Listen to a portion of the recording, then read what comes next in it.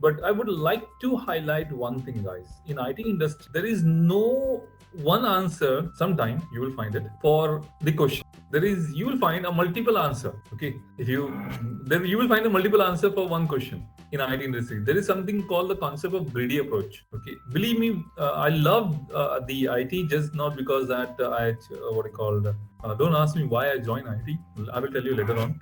But I loved it, the idea, just because one strong reason I found it. One of the reason I will tell you is if you have the problem, you will be having the one solution, but that solution is going to be correct always is not necessary. So you have to find multiple solutions. It's like greedy approach. There's a term called greedy approach in IT. Okay, so it's like if you have one problem, you have to find out for the multiple solutions. So same thing here also. I will say point out that if you have one question, you will find it the multiple answer. IT is for that only.